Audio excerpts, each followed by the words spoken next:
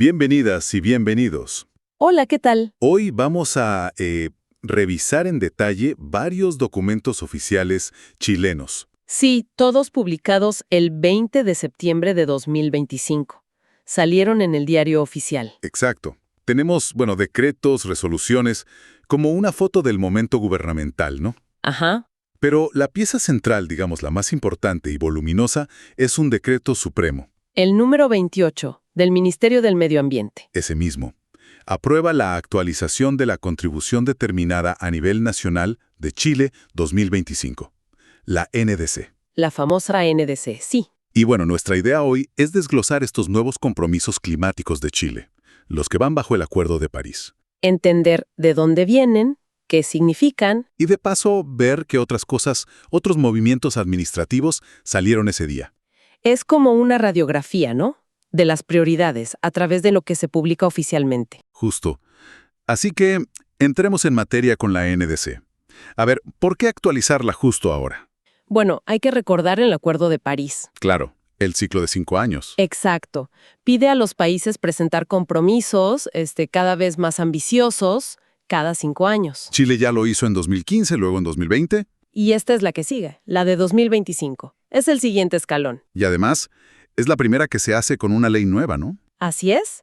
Es la primera actualización ya bajo el paraguas de la Ley Marco de Cambio Climático de Chile. La 21.455 de 2022. Esa misma. Y esa ley es importante porque no solo obliga a actualizar la NDC, sino que pone la meta grande. La neutralidad de carbono. Exacto. Alcanzar la neutralidad de emisiones de gases de efecto invernadero, los GI, a más tardar en 2050. Y también habla de resiliencia, de adaptarse mejor. NDC 2025 es como un paso fundamental hacia esa meta de largo plazo que ya está en la ley chilena. Se nota en el documento que el proceso para crearla fue largo. Sí, muy detallado. No fue algo de un día para otro. Hablan de una fase de participación ciudadana temprana ya en 2024. Sí, con talleres en todas las regiones, talleres con distintos actores, academia, empresas, pymes, grandes, sociedad civil. Recopilaron como 1.100 comentarios ahí, ¿no? Algo así, más de 330 personas participaron en esa fase inicial. Fue clave para empezar a recoger insumos. Y luego vino el proceso más formal. Claro, arrancó en julio de 2024. Se hizo un anteproyecto que se aprobó en enero de 2025. Y después, la consulta pública oficial, 2 meses. Sí, 60 días hábiles entre enero y abril de 2025. Y ahí recibieron muchísimas observaciones, más de 750. De ONGs, ciudadanos, gremios, academia, de todo. Hubo webinars, foros presenciales en regiones, cumbres por sector. Se ve un esfuerzo grande por ampliar la participación. Y no solo la ciudadanía, pasó por muchos filtros técnicos y políticos. El Consejo Nacional para la Sustentabilidad, el Comité Científico Asesor que hizo una convocatoria abierta a investigadores. Casi 250 investigadores mencionan. Sí, también el equipo técnico interministerial, el ITIC, que junta a todos los ministerios y levantó casi 500 observaciones técnicas. Casi 500. Y las comisiones de medio ambiente del Senado y la Cámara de Diputados. O sea, un chequeo por todos lados. Y hasta un comité específico, el de Carbono Neutralidad y Resiliencia, con expertos, privados y ONGs, que aportó propuestas de consenso. Y al final, el Consejo de Ministros para la Sustentabilidad le dio el vamos. Exacto. En junio de 2025. Y luego, el control de legalidad de la Contraloría General de la República. Un proceso bien armado. Es interesante también cómo conectan todo esto con lo que pasa afuera. Sí. Fíjate que el documento menciona explícitamente el primer balance mundial, el GST, que salió de la COP28 en Dubái. El que dijo que no estamos haciendo lo suficiente a nivel global. Justamente. Y Chile dice, esta NDC intenta responder a ese llamado de atención, a ser coherente con la meta de 1.5 grados. Y con el Objetivo Mundial de Adaptación, que también se definió en Dubái. Exacto. Y hasta mencionan las conclusiones de la COP29 en Bakú, sobre la urgencia de la triple crisis: clima, biodiversidad, contaminación. Buscan posicionarse como parte de la respuesta global. Entremos entonces a desempacar el contenido. ¿Cuáles son los ejes, los pilares de esta NDC 2025? Es un documento denso. Sí es largo, pero se puede agrupar. Hay un concepto que aparece muy fuerte: la transición socioecológica justa, la TCJ. Suena a una evolución de lo que antes llamaban pelar social, ¿no? Sí, pero el término socioecológica le pone más énfasis a esa conexión inseparable entre lo social y lo ecológico. ¿Y qué busca?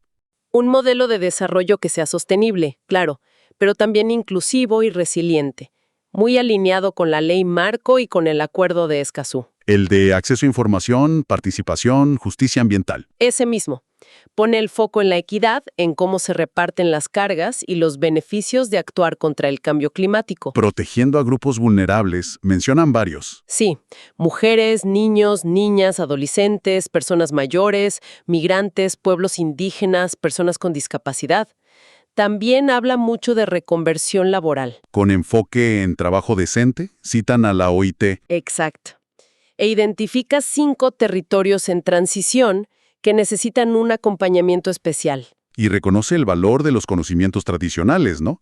Especialmente de pueblos indígenas. Sí, y aborda la desigualdad de género, señalando la mayor vulnerabilidad de las mujeres.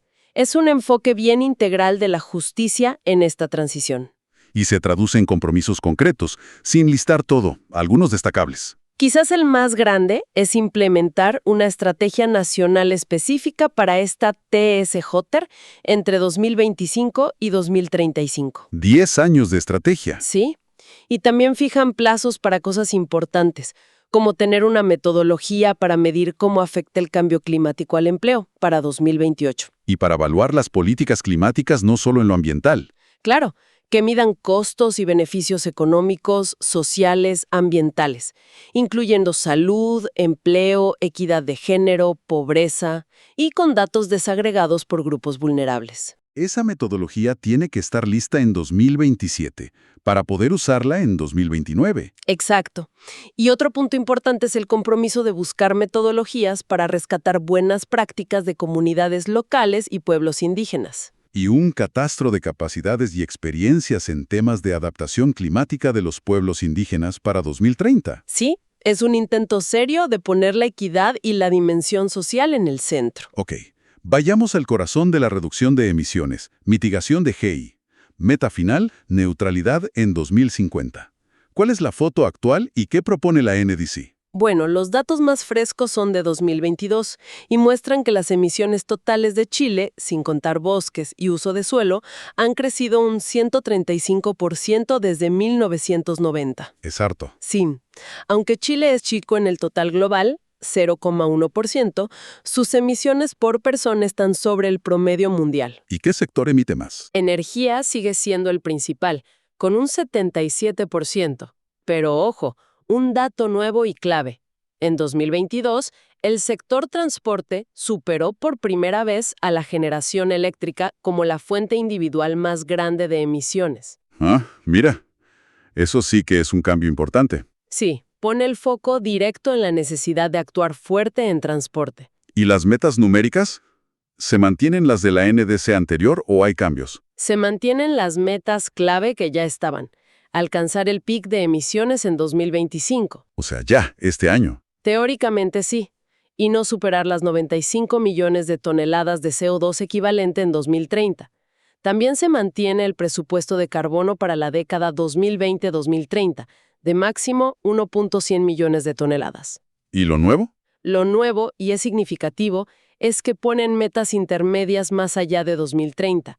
Establecen un presupuesto de carbono para el periodo 2031-2035. ¿De cuánto? Máximo 480 millones de toneladas de CO2 equivalente. Y una meta puntual para el año 2035. No superar las 90 millones de toneladas. Un poquito menos que en 2030, pero imagino que más difícil de lograr. Y además, ojo, esa meta de 2035 se va a medir con una metodología nueva, más completa, que viene del primer informe bienal de transparencia. ¿Qué incluye esa metodología? Incluye más fuentes, por ejemplo, residuos orgánicos industriales que antes no estaban tan detallados.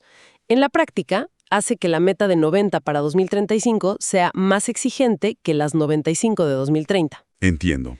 O sea, se mantiene la ambición a 2030 y se agregan pasos claros hacia 2050. ¿Y cómo piensan lograr estas reducciones? ¿El cómo? Bueno, listan muchísimas medidas por sector, pero algunas clave.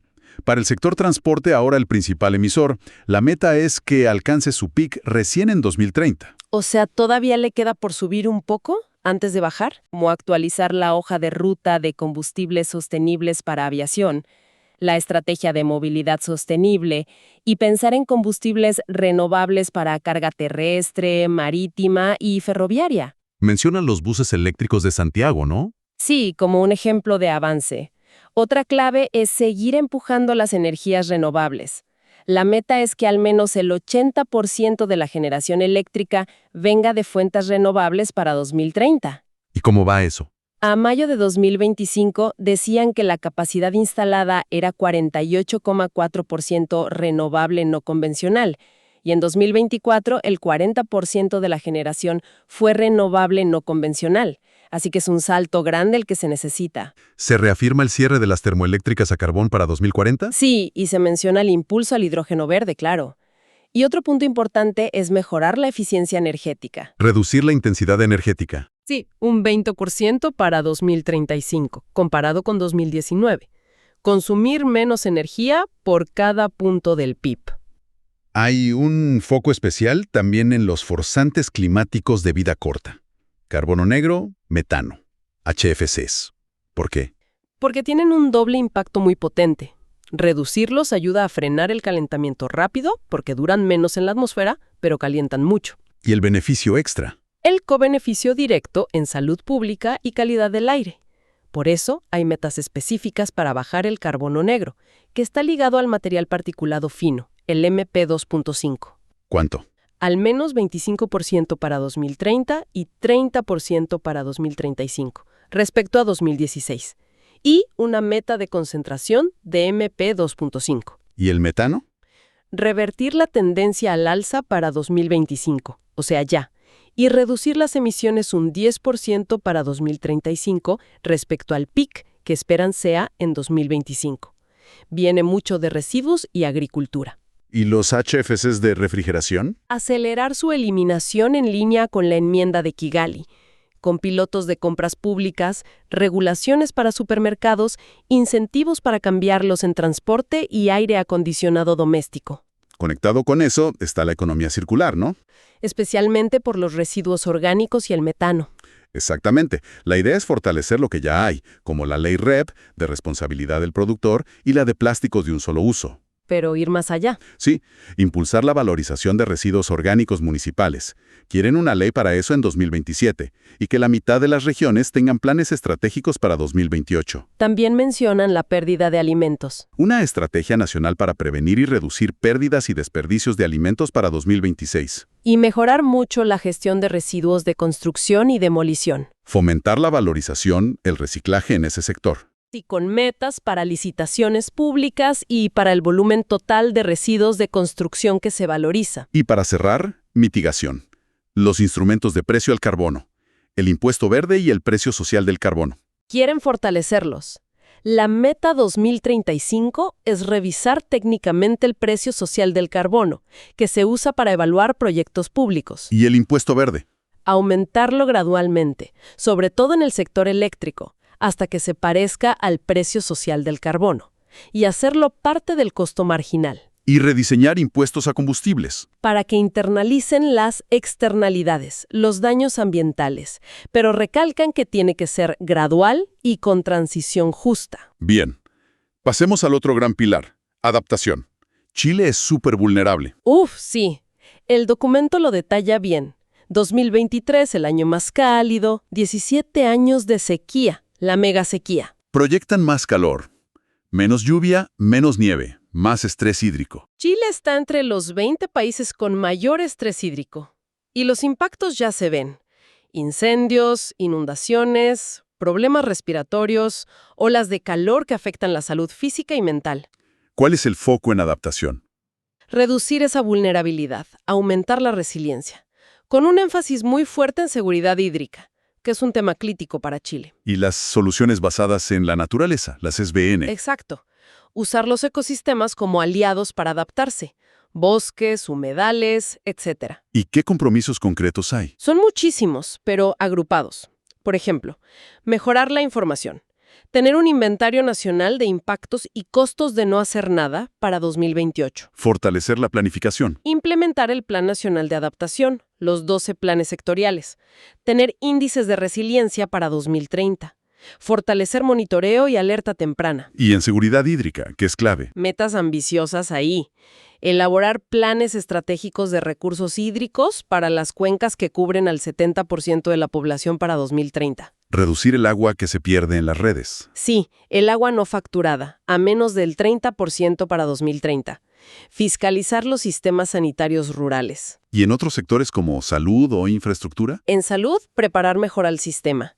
Vigilancia epidemiológica de efectos del clima, planes que incluyan salud mental, normas de seguridad laboral para el calor. En infraestructura, que la nueva infraestructura pública sea resiliente. La mitad de la nueva, para 2035, que incorpore criterios de resiliencia climática y que los dueños de infraestructura energética tengan planes de adaptación. ¿Y las soluciones basadas en la naturaleza? Integrarlas más. Sí, en obras públicas, en planificación urbana, en infraestructura de transporte. También hay un foco en seguridad alimentaria. Claro, fortalecer la adaptación de la agricultura, la pesca, la acuicultura.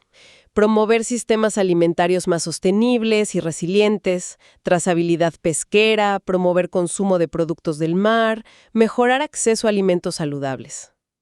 Hay una parte que busca como juntar mitigación y adaptación, ¿no? Sí, la sección de integración. Busca las sinergias, especialmente a través de las soluciones basadas en la naturaleza. Bosques, humedales, océanos. Exacto. Porque estos ecosistemas hacen las dos cosas. Capturan carbono, o sea, mitigan, y nos protegen de impactos, o sea, adaptan. Regulan el agua, protegen costas. ¿Y qué compromisos hay ahí? En bosques se renuevan y refuerzan metas de manejo sustentable y recuperación de bosque nativo. 200.000 hectáreas para 2030. Sí, y también forestar otras 200.000 hectáreas para 2030, pero con criterios de sustentabilidad bien claros, priorizando nativas, y reducir la deforestación y degradación. También se habla de prevención de incendios. Fortalecer las capacidades comunitarias con programas como Comunidades Preparadas y una estrategia nacional de construcción en madera. Y humedales y turberas son clave para el carbono. Sí, se busca mejorar cómo se miden sus emisiones en el inventario nacional, protegerlos mejor, apoyándose en leyes nuevas como la de protección de turberas y la de humedales urbanos. Y manejar sustentablemente la extracción de musgo sphagnum en las turberas. Exacto. Aplicando la nueva ley con un reglamento que defina cómo hacerlo bien. Biodiversidad y océanos también entran aquí. Sí, Chile tiene mucho endemismo. Se aprovecha la nueva ley que crea el Servicio de Biodiversidad y Áreas Protegidas, el SBAP. Para ampliar las áreas protegidas. Terrestres y marinas, sobre todo en zonas poco representadas. Hay una meta grande de restauración. Incorporar 1 millón de hectáreas a procesos de restauración para 2030. Y para las áreas marinas protegidas, que ya son muchas en Chile. Mejorar su gestión, asegurar que tengan plata para funcionar y que incluyan la adaptación al clima en sus planes. Evaluar y potenciar sus beneficios climáticos. Suena todo muy completo, pero la pregunta del millón, ¿cómo se financia y se implementa todo esto? Esa es la sección de medios de implementación. El documento lo reconoce. Se necesitan capacidades, tecnología y, sobre todo, financiamiento. ¿Y qué propone? Menciona estrategias que ya existen o se están afinando. Una de capacidades, una financiera, una de tecnología. Destaca los bonos verdes que ya emitió Chile. Sí, más de $7.700 millones entre 2019 y 2024. Los compromisos buscan fortalecer estas estrategias, mejorar la coordinación público-privada, facilitar el acceso a financiamiento, sobre todo a nivel local. Y hacer un mejor seguimiento de en qué se gasta la plata del clima. Exacto. Más transparencia en el gasto climático. Y hablando de nivel local, hay una parte específica para regiones y comunas. Fundamental, porque la ley marco ya obliga a que todas las regiones y comunas tengan sus propios planes de acción climática, los PARCC y PACC. La NDC refuerza eso. Sí, pone plazos para que empiecen a implementarse en 2026. Busca fortalecer las capacidades y el financiamiento local. Crear una red para eso. Herramientas digitales para inventarios comunales. Reconoce que la acción tiene que pasar en el territorio. Y para terminar con la NDC, una sección de claridad, transparencia y comprensión. ¿Eso qué es? Es más técnica. Cumple requisitos del Acuerdo de París.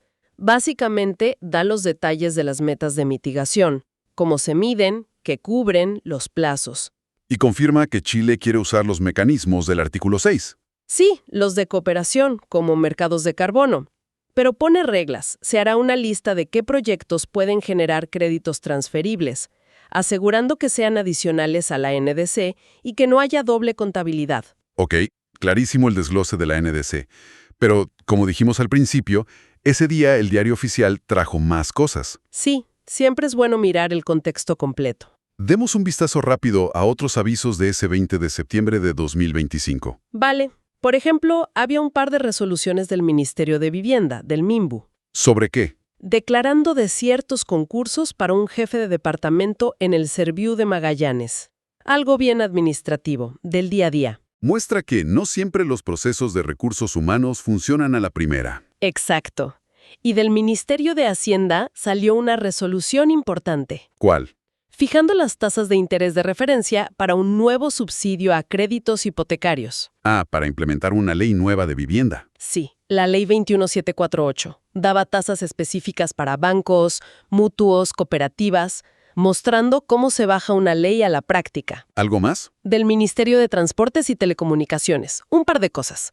Una modificación técnica a una concesión de radio. Y otra a una empresa de torres de telecomunicaciones. Sí, SBA Torres Chile. Autorizaban una nueva torre de 21 metros llamada Santa Rosa para dar infraestructura a operadores. Muestra cómo sigue creciendo la red. Y hasta un aviso de una asociación animalista. Sí, citando a Asamblea Extraordinaria a la Asociación Animalista Perros Plaza Huemul para formar su comisión electoral. Refleja la vida de las organizaciones civiles y su formalidad también. Son esas pinceladas del funcionamiento diario del país que ocurren mientras se definen los grandes planes como la NDC. Bueno, entonces, después de esta inmersión en el diario oficial, y sobre todo en la NDC 2025, ¿cuál es la gran foto? ¿Qué nos queda? Yo creo que la imagen es la de un país que está intentando, de verdad, meter la acción climática en el ADN de su marco legal y de sus instituciones. La Ley Marco de 2022 fue el puntapié inicial. Y esta NDC es como la primera gran bajada práctica de esa ley. Refleja un enfoque muy completo, muy integral. No solo reducir emisiones. No, es reducir emisiones, pero hacerlo con justicia social, adaptándose a los golpes que ya están llegando y van a seguir, protegiendo la naturaleza, pensando en la economía que se necesita. La ambición está ahí, en el papel, muy detallada, con plazos. Sí, el qué y el cuándo están bastante claros. El desafío, me imagino, es el cómo, pasar del papel a la acción real. Sin duda alguna, ese es el reto gigante. Implementar todo esto de forma coordinada, en todos los sectores, involucrando a todos los niveles. Gobierno central, regiones, comunas, el sector privado, la ciudadanía. Va a requerir un esfuerzo enorme y sostenido. Complejo, sí. La NDC marca la ruta, pero caminarla es otra cosa. Y para cerrar, una reflexión final. La NDC le da mucha vuelta al concepto de transición socioecológica justa. Sí, es central en el discurso. Escuchamos los compromisos, reconversión laboral, conocimiento indígena, foco en grupos vulnerables.